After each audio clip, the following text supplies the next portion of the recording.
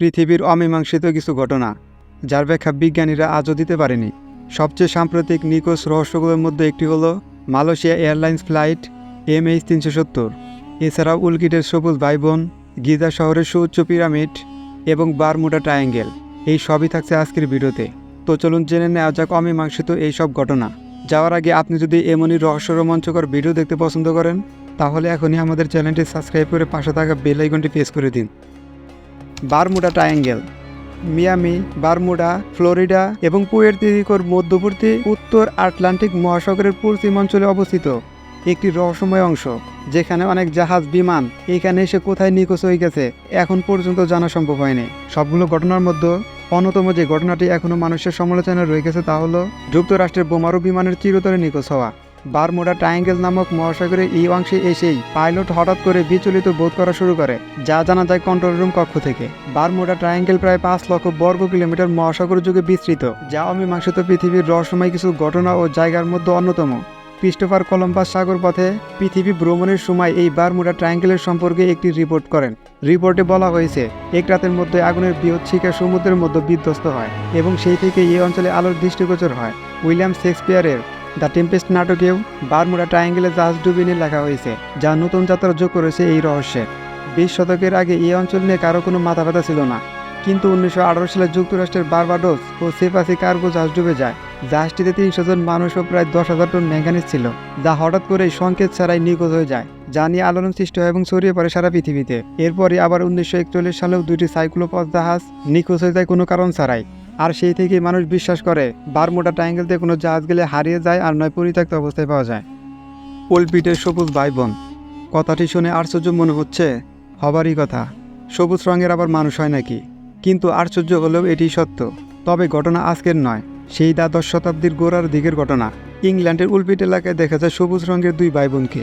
গায়ের রং থেকে শুরু করে পোশাক, চালচলন সবই আলাদা, এমনকি কথাও বলতো অন্য এক ভাষায়।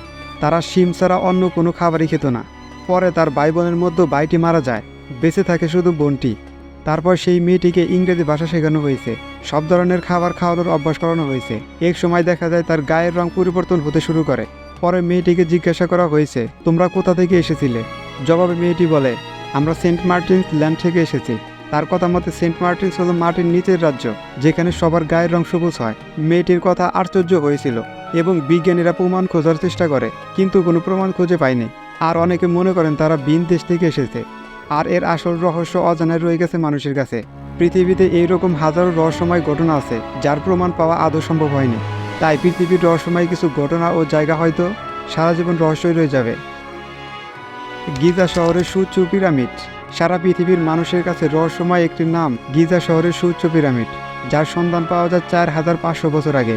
পিরামিডের প্রতিটি বলক 2.5 টন এবং কাঠামোটি 481 ফুট উঁচু, যেখানে মিশরীয় রাজাদের মৃত্যুর পর এসব পিরামিডের ভিতর সমাহিত করা হতো। মানুষের মধ্যে আরেকটি বিষয় নিয়ে এখন নতুন সমালোচনার জন্ম দিয়েছে, তা হলো খুফু পিরামিডের নিচে লুকিয়ে থাকা প্রায় 5,000 বছর আগের একটি নৌকা বের করা হয়েছে। কেন রয়েছে এইসব নৌকা পিরামিডের নিচে? থাকার কারণ কি? মিশরীয় লোকজন বিশ্বাস করে মৃত্যুর পর পুনর্জন্ম হবে এবং তারা স্বর্গে বা নরকে যাবে, কিন্তু সেই যাতায়াতে ফারা রাজাদের নৌকার প্রয়োজন হতে পারে। তাই তারা রাজাদের সমাধি প্রস্তুতির সময় পিরামিডের নিচে বৃহৎ আকারের নৌকা স্থাপন করে দিত, যাতে করে তারা পরজগতে চলাফেরা করতে পারেন। যা অমীমাংসিত পৃথিবীর রহস্যময় কিছু ঘটনা ও জায়গার মধ্যে সবথেকে বহুল আলোচিত। মালয়েশিয়া এয়ারলাইন্স ফ্লাইট MH370 সবচেয়ে সাম্প্রতিক নিখোঁজ রহস্যগুলোর মধ্যে একটি হলো মালয়েশিয়া এয়ারলাইন্স ফ্লাইট MH370, যা শনিবার 8 মার্চ 2014 তারিখে অদৃশ্য হয়ে গিয়েছিল। মালয়েশিয়া থেকে বেজিং পর্যন্ত একটি আন্তর্জাতিক ফ্লাইট ছিল এটি। 227 জন যাত্রী এবং 12 জন ক্রু সদস্যকে বহন করছিল।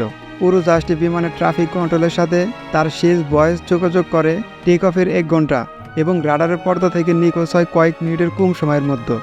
মালয়েশীয় সামরিক রাডারটি প্রায় 1 ঘন্টা পর বিমানটি ট্র্যাক করে। এটি তার উড়োজাহাজ থেকে বিচ্যুত হওয়ার পর থেকে আন্দামান সাগর পর্যন্ত রাডারের পরিসীমা বজায় রেখেছিল।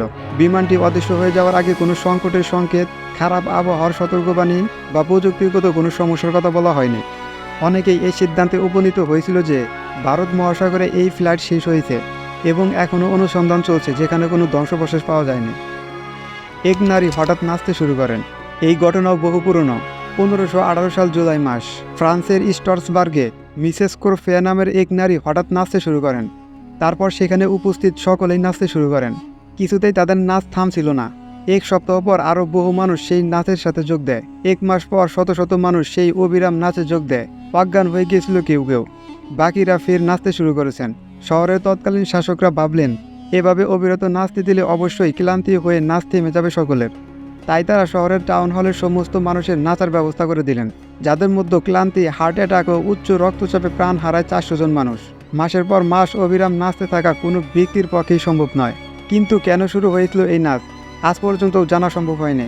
যদিও অনেকে দাবি করেন, বহুদিন ধরে অন্ধকার ও বদ্ধ করে জল আর পাউরুটি খাওয়িয়ে রাখার পর বাইরে ছেড়ে দেওয়া হয় কিছু ব্যক্তিকে, তাদের মধ্যেই এই নাচের যোগ দেখা যায়। বন্ধুরা, আপনারা কি এই সম্পর্কে কিছু জানেন? যদি জেনে থাকেন তাহলে কমেন্টে জানাতে ভুলবেন না। আর হ্যাঁ, ভিডিওটি যদি ভালো লাগে থাকে তাহলে অবশ্যই ভিডিওটিতে একটি লাইক করে শেয়ার করে দিবেন। ধন্যবাদ।